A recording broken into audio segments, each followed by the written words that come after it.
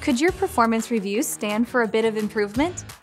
In a recent survey, only 14% of employees strongly agreed that their performance reviews encourage them to improve their performance. Not only does this leave managers feeling frustrated and stuck, but it also leaves employees feeling discouraged and uninspired. If you've fallen victim to useless performance reviews, have no fear. In today's video, we'll tell you how you can approach reviews in a whole new way. All you need are these 7 simple steps. I'm Sissy with Jotform. Let's level up your performance reviews together.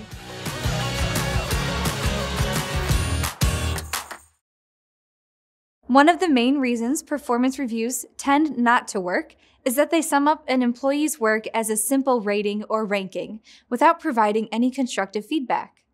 Instead of looking at performance reviews as benchmarks to be reached once a year, try implementing these 7 tips to update your worn-out review process and help your team reach their goals.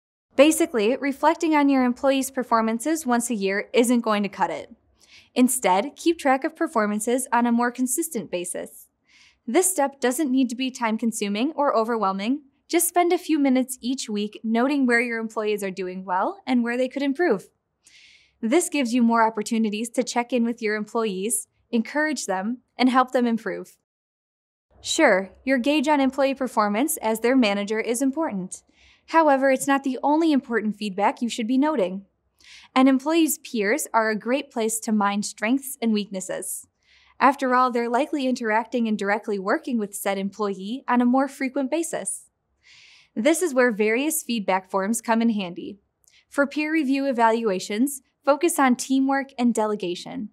For direct manager report evaluations, ask how the employee is helping those managers reach their goals and objectives. While you're collecting feedback from employees and managers alike, don't forget to gather feedback from the employee themselves. Before your meeting, ask your employees to fill out the self-evaluation. Doing so will encourage employees to have a two-way conversation about their accomplishments and the obstacles that keep them from meeting their goals. To gather crucial insight from your employees, just add the following questions to your employee self-evaluations. What are you proudest of? What are your goals for your job performance? Or, how do you believe your performance has affected the team and company?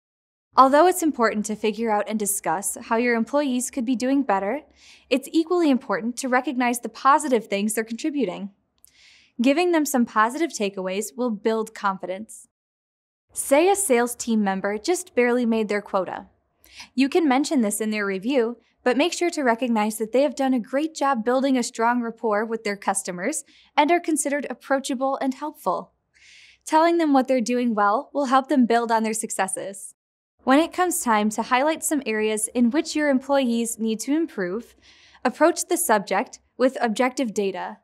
Whenever possible, nix the subjective opinions and go with objective data. If you don't have any hard data, like how long it takes them to resolve an issue on a customer call, or how many times they escalated customer issues to another representative, then go with specific examples. Perhaps there are notes from one-on-one meetings or the feedback you've collected from their peers. Try and give as much specific information as possible to make improvement suggestions clear. Our next tip is to deliver actionable advice. It could be something as formal as requiring your employee to take a course on using advanced features in the company's accounting software, or as informal as urging them to ask for help when they need to prioritize multiple urgent tasks.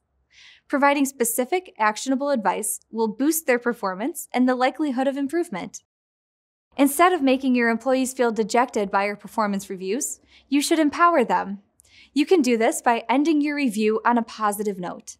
Close the convo by summarizing their wins and going over the action plan the two of you created together.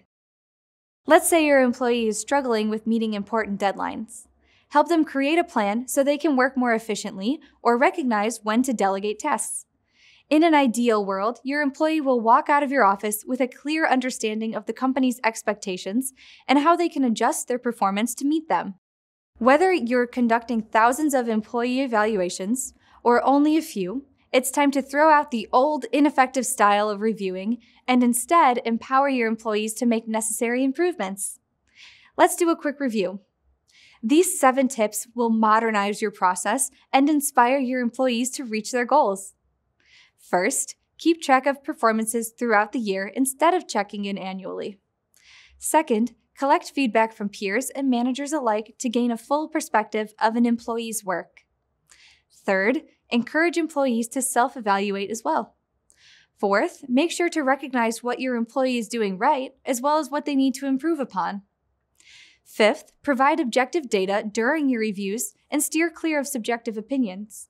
Sixth, deliver actionable advice for the best possibility of improvement. And seventh, end on a positive note. Doing all of this will send employees back to their desks with some much-needed encouragement and support. I'm Sissy with Jotform. We'll see you next time.